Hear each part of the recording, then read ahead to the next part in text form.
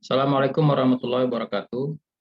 Selamat Waalaikumsalam. pagi. Waalaikumsalam, Pak. Ya, selamat pagi dan salam sejahtera untuk kita semua. Kita bertemu Pagi, lagi Pak. dalam kegiatan pembelajaran mata kuliah jurnalisme dan media siaran pertanian. Ini adalah pertemuan ke-7, artinya pertemuan terakhir sebelum kita akan mengikuti atau melaksanakan UTS secara bersama-sama. Ya, kalau saya nggak salah jadwalnya itu tanggal 15 sampai tanggal 19 ya, 15 sampai 19. Jadi artinya 2 minggu ke depan. Jadi minggu ke depan itu bisa saja kita isi lagi dengan satu perkuliahan atau pertemuan yang ke-8 sebelum UTS.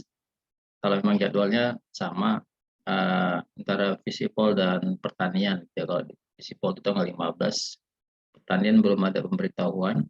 Kalau memang sama berarti ada satu lagi, kalau tidak berarti pas jadwalnya ya. Kalau misalnya di jadwal mulai tanggal 8, maka kita mulai UTS di tanggal 8 sampai 19 atau tanggal 19 minggu depan kita UTS. Baik, ya karena itu pembahasan kita pada kali ini selain membahas tentang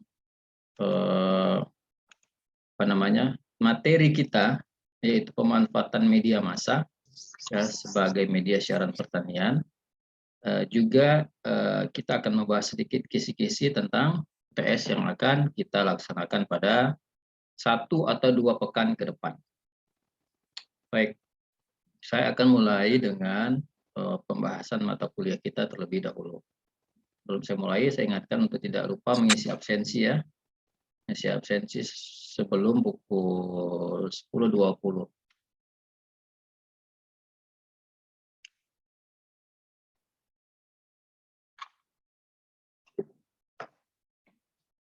Oke, pemanfaatan media massa. Yang pertama begini, media massa itu harus dilihat sebagai sebuah sarana bagi penyebarluasan informasi. Bagi penyebarluasan informasi. Sarana bagi siapa? Bagi khalayak. Khalayak dimaknai sebagai kelompok masyarakat pada suatu wilayah tertentu atau pada suatu wilayah geografis tertentu. Nah, kemudian kan belakangan makna khalayak itu kemudian tereduksi dengan munculnya the new media atau media baru ya, yang merupakan bentuk dari digitalisasi media dengan lahirnya media cyber atau cyber media. Hingga kemudian tidak ada lagi pembagian pengelompokan kewilayahan. Artinya suatu produk berita yang dihasilkan di Medan itu bisa dibaca di seluruh dunia.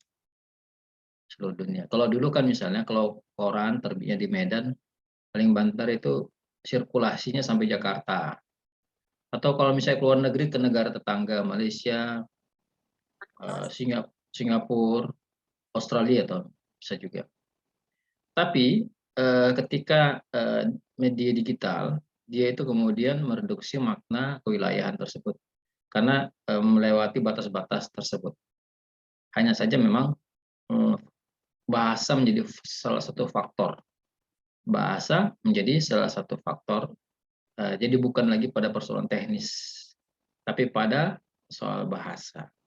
Bahasanya hingga kemudian orang Cina sana nggak bisa baca berita orang Indonesia karena bahasanya berbeda.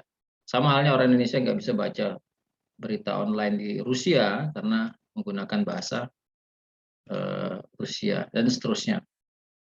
Oleh karena itu, secara geografis dia tereduksi, tapi kemudian pemaknaan secara bahasa itu menjadi satu masalah tersendiri. Nah, pada intinya di dalam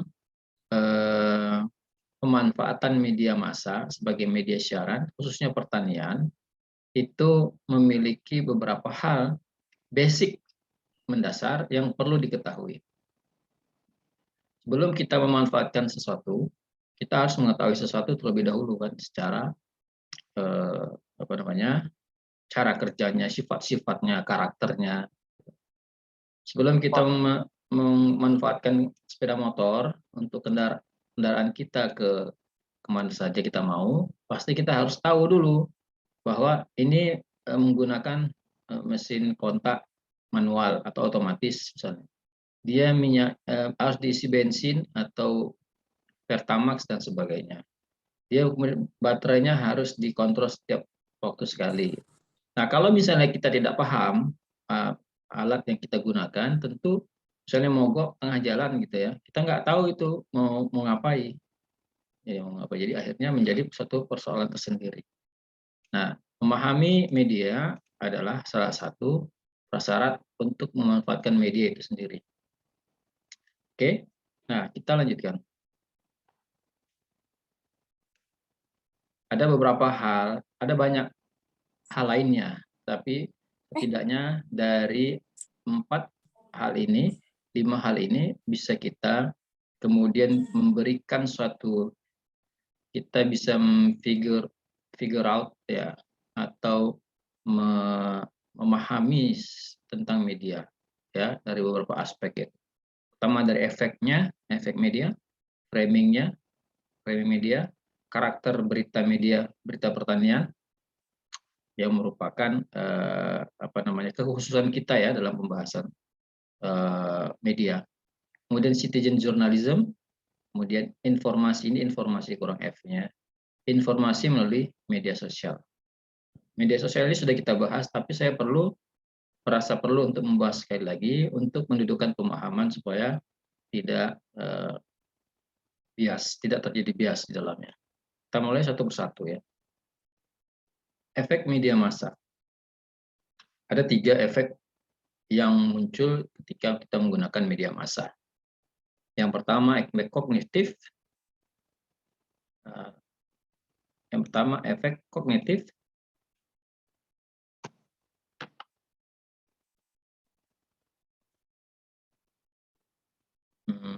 Oke. Yang pertama efek kognitif. Apa itu efek kognitif? Pengenalan. Efek pengenalan, dari yang tidak tahu menjadi tahu. Dari membaca koran, dari menonton berita di televisi, dari membaca berita di media online, maka kita tahu kalau Vanessa Angel meninggal dunia kemarin di kecelakaan jalan tol, ya kan? Kalau kita nggak baca berita, dari mana kita tahu? Mungkin dari mulut ke mulut, tapi perkembangan informasi melalui mulut ke mulut itu tidak secepat berita melalui media. Jadi itulah yang disebut dengan kognitif. Dari mana tahu Vanessa Angel meninggal dunia? Dari baca berita. Nah, ini adalah efek yang membuat orang dari sebelumnya tidak tahu itu menjadi tahu. SBY sakit kanker prostat dan pergi ke luar negeri untuk berobat. Kita tahu itu, tahu kita. Dari mana kita tahu? Dari membaca berita. Dari berita yang kita baca. Nah, itu dia yang disebut dengan efek kognitif. Artinya khalayak yang sebelumnya tidak tahu tentang suatu informasi menjadi tahu bahwa suatu peristiwa itu terjadi, atau ada suatu pengetahuan yang sebelumnya tidak tahu, kemudian kita baca, kemudian kita menjadi tahu. Ya, jadi itu yang disebut dengan efek kognitif. Hanya memberikan pengetahuan atau pengenalan terhadap sesuatu. Ini bisa apa saja sifatnya. Kognitif ini bisa bersifat peristiwa, dari beberapa peristiwa tadi yang saya contohkan, atau bisa merupakan pengetahuan. Misalnya, siapa presiden kita Indonesia? Presiden kita adalah Joko Widodo. Ya, umumnya orang mengetahui pertama kali itu dari media ketika pemilihan presiden kemudian pengumuman pemenang pemilihan presiden dan pelantikan presiden, yang semuanya didapat dari media massa itu bersifat pengetahuan, ya, pengetahuan.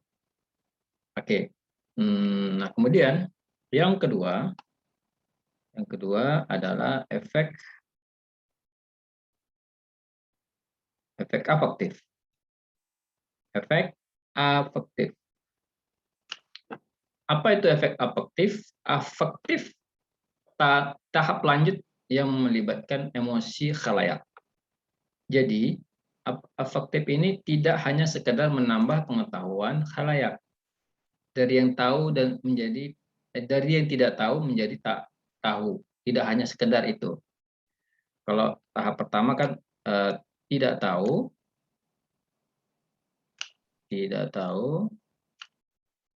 menjadi tahu. Ini tidak tahu ya, atau susah ini. Kemudian menjadi tahu. Nah, setelah itu di bawahnya lagi ada yang disebut dengan emosi atau perasaan. Perasaan. Menimbulkan perasaan. Merangsang perasaan kita di dalam suatu berita yang kita baca, yang kita dengar. Misalnya begini. No. Tetuan kayak ini. Nggak sesuai sama aku. Yang terbuka suaranya ini di-mute-kan tolong dulu suaranya. Ya, Pak, pasti. Misalnya ada peristiwa tentang banjir bandang di Dolok Sanggul, misalnya ya, katakanlah gitu, atau di Aceh atau di mana sajalah. Kalau kita ambil contoh di Dolok Sanggul terjadi banjir bandang, maka orang yang tinggal di Medan hanya menganggapnya sebagai, artinya menilainya sebagai kognitif saja, menangkapnya sebagai kognitif. Tetapi mahasiswa yang asal Dolok Sanggul, lahir di Dolok Sanggul, tinggal di Medan untuk kuliah, mendengar berita itu tidak sekedar menganggapnya sebagai penambah pengetahuan atau kognitif, tetapi ada muncul perasaan di dalam dirinya bahwa kampung halamannya sedang mengalami bencana, banjir. Dia menangkap peristiwa itu lebih dari sekedar pengetahuan saja. Tapi lebih dari itu adalah sebuah yang melibatkan dia secara emosional, secara perasaan. Sama halnya ketika Aceh tsunami, gitu ya. Bagi orang yang di Jawa, misalnya yang tidak memiliki keluarga di Aceh, maka itu hanya sekedar informasi saja bahwa ada bencana besar di Jawa, di Aceh.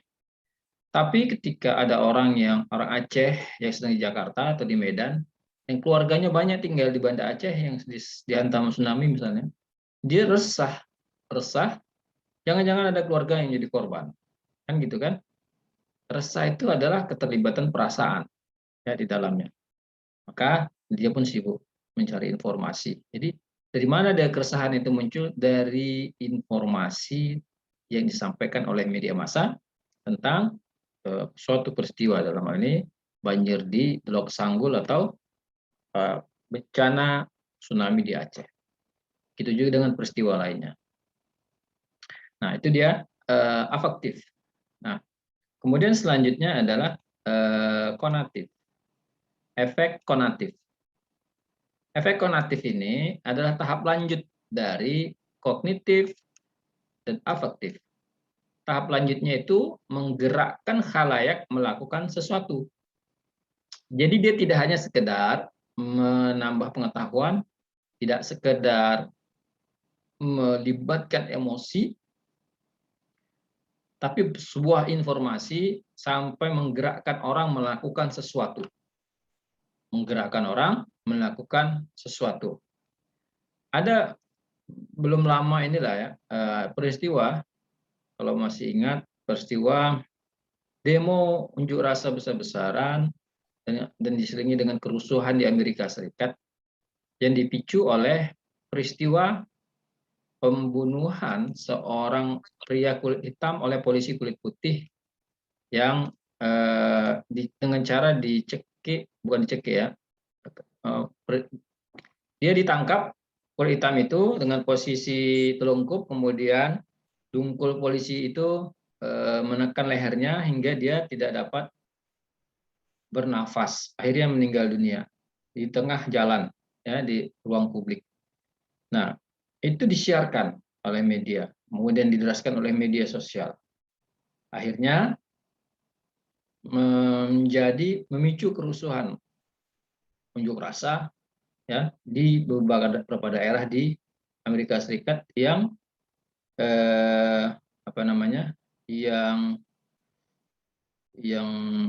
menimbulkan kerusuhan lah ya, diikuti oleh ribuan orang, banyak orang, diikuti oleh banyak orang. Jadi artinya informasi itu, informasi dari media itu, baik media massa maupun media sosial itu kemudian bisa menggerakkan orang melakukan sesuatu. Itu yang disebut dengan efek konatif. Efeknya sampai pada level aksi atau action.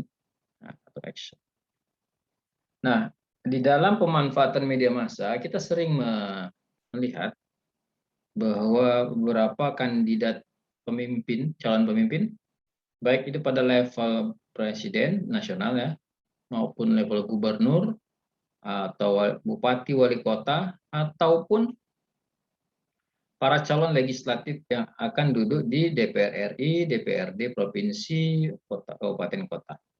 Mereka itu sering menggunakan media massa yang menyampaikan pesan yang pada intinya pesan tersebut mengajak untuk memilih mereka pada pemilihan, ya, pada pemilihan, apakah dari gubernur atau presiden atau DPR, mengajak untuk memilih mereka. Nah, ketika khalayak memilih mereka, ketika mengkonsumsi sebuah informasi tersebut, oh si A ini mencalonkan diri jadi gubernur, kita pilih si A. Maka informasi itu telah menggerakkan orang memilih dia menjadi seorang calon pemimpin. Nah, itu contoh lain dari efek konatif.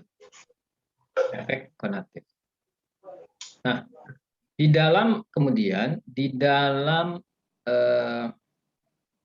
prosesnya atau pertanyaan kita buat begini, bagaimana caranya supaya orang bisa sampai pada level konatif atau kita menggerakkan. Misalnya kita ingin menyiarkan berita tentang pertanian, bagaimana supaya masyarakat itu lebih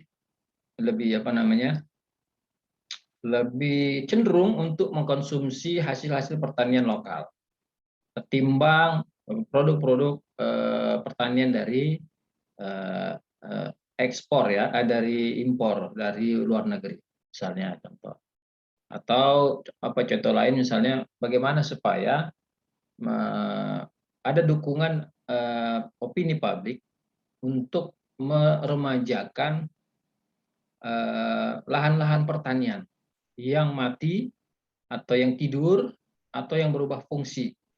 Kan di Indonesia ini kan sekarang banyak sekali lahan-lahan, saya kira udah sampai jutaan hektar itu ya, saya kira.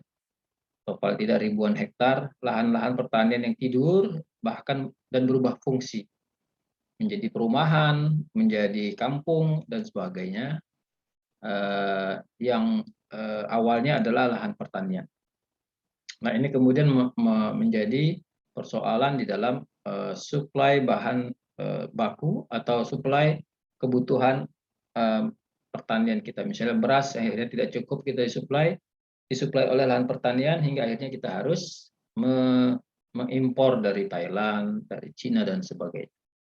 Nah, bagaimana kemudian kita bisa merancang sebuah pesan yang bisa untuk sampai pada level konatif, menggerakkan orang. Ada setidaknya gambaran umum saja, ya, gambaran umum dari ketiga hal tersebut, yaitu dengan 3 cara.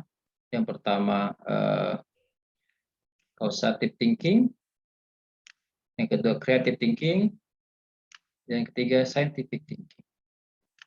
Pendekatan ketiga hal ini bisa merupakan suatu hal yang dilakukan dalam rangka merancang pesan yang bisa sampai pada level konatif, baik secara kualitas maupun secara kuantitas. Dua-dua itu bisa dilakukan.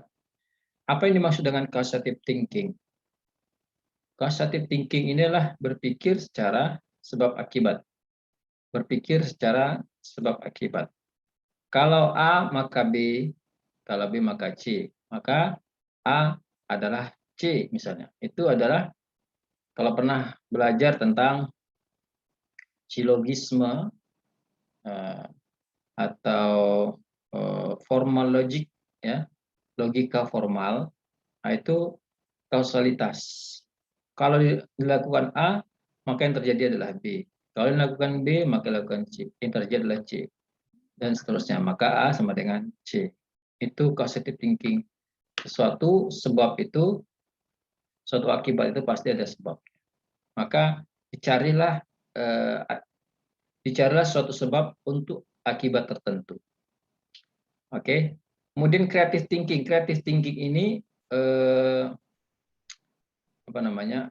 Kalau dalam psikologi itu sering dikenal istilah dengan out of the box, berpikir di luar kotak. Ini kotak, maka kita berpikir jangan di dalam sini, tapi keluar sini. Ya, di luar untuk tidak terkungkung oleh persoalan-persoalan yang ada di dalam kotak. Creative thinking itu adalah satu divisi di media yang apa namanya? Yang khusus berpikir untuk secara apa inovasi-inovasi terbaru yang bisa dilakukan yang bisa menarik perhatian. Kalau di media seperti televisi itu ada satu divisi kreatif namanya yang khusus membuat suatu inovasi siaran tertentu yang disebut dengan eye catching, menarik perhatian. Kemudian scientific thinking. Scientific thinking adalah berpikir secara saintifik. Ya, nanti kalau kita mau tamat kuliah, kita harus menulis skripsi. Skripsi itu adalah berpikir secara saintifik. Dari mulai latar belakang, kenapa suatu itu harus kita ketahui, harus kita teliti, kemudian apa yang kita ingin kita tuju dari penelitian itu, jawaban apa yang ingin kita dapat, kemudian bagaimana cara mendapatkannya, kemudian apa alat yang digunakan, teori apa yang digunakan, misalnya caranya seperti apa, itu metodenya, alatnya apa, baru kemudian dibahas dan akhirnya sampailah pada kesimpulan. Itu disebut dengan scientific thinking. Oke, nah kemudian yang kedua adalah framing. Framing ada berita, ada individual framing, ada media framing. Berita adalah konstruksi peristiwa atau realitas atau fakta melalui kata-kata, gambar atau video, atau melalui kata-kata dan gambar serta video. Jadi sebuah peristiwa atau sebuah realitas, ya, sebuah fakta itu dikonstruksi atau dibangun ulang dalam bentuk kata-kata dan gambar. Kalau kita mau membuat berita pertanian, maka itu artinya kita sedang mengkonstruksi sebuah peristiwa menjadi dalam bentuk kata-kata dan gambar. Ya, itu membangun ulang, ya, membangun ulang. Itulah dia berita. Nah, bagaimana kemudian framing itu? Asumsi secara individual, framing adalah asumsi dalam diri setiap orang terhadap suatu peristiwa yang terbentuk dari informasi media.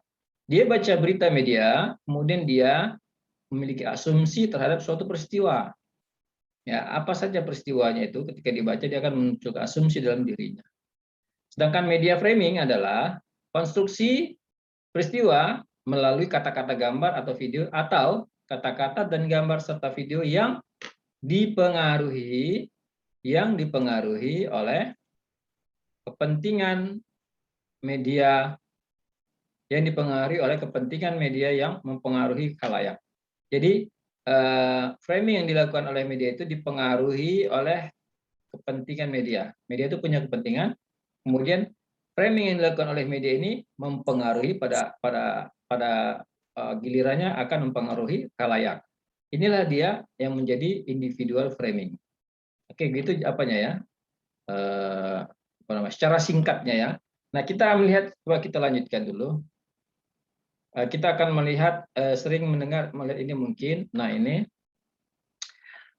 framing ini sering digambarkan seperti ini.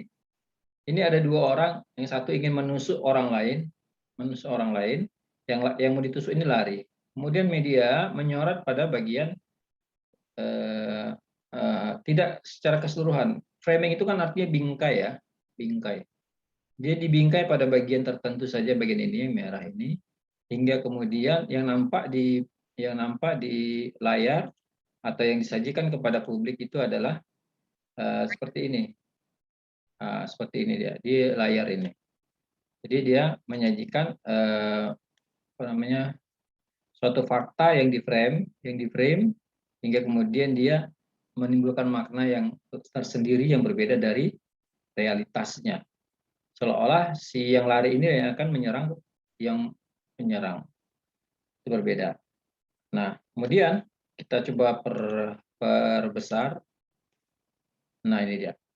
Di sini gambarnya, kemudian di sini ini faktanya, ini realitas faktual namanya, yang benar terjadi secara faktual. Sedangkan yang ini yang atas ini realitas faktual,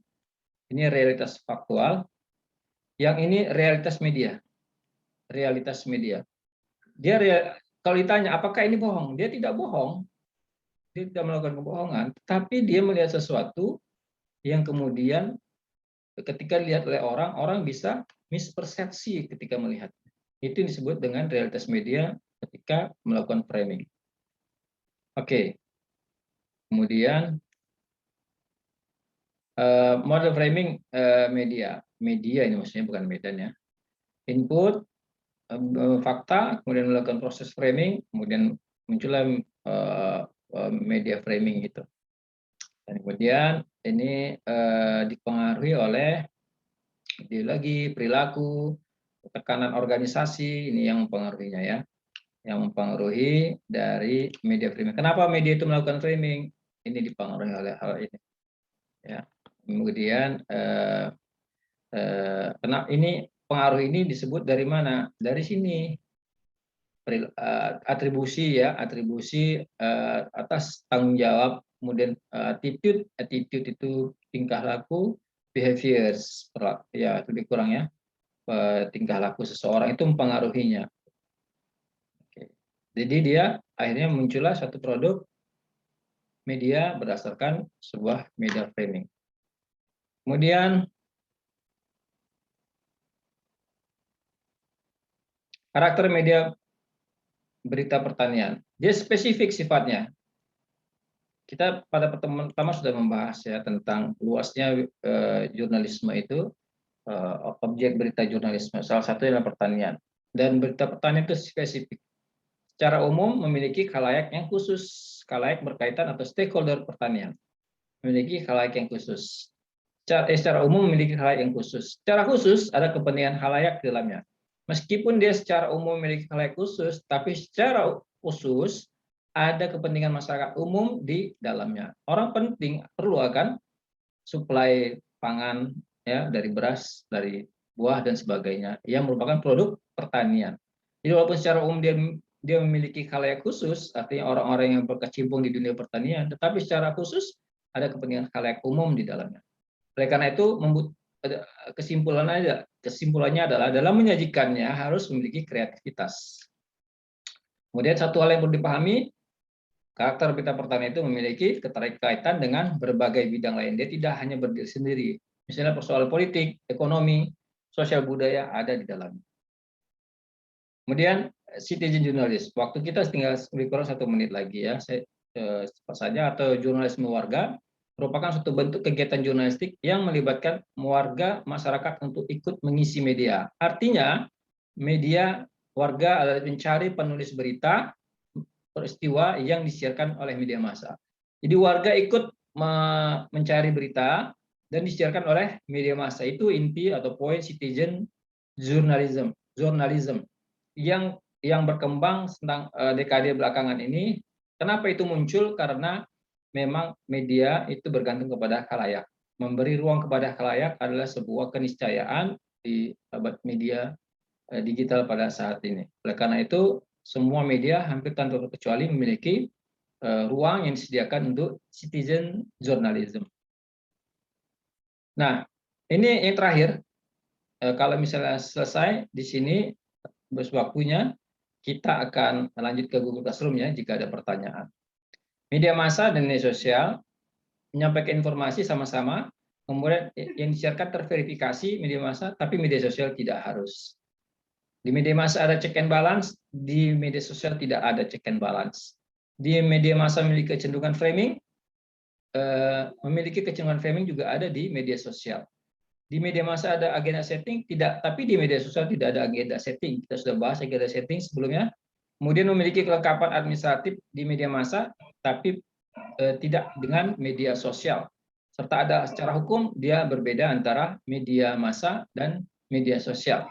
Artinya media massa itu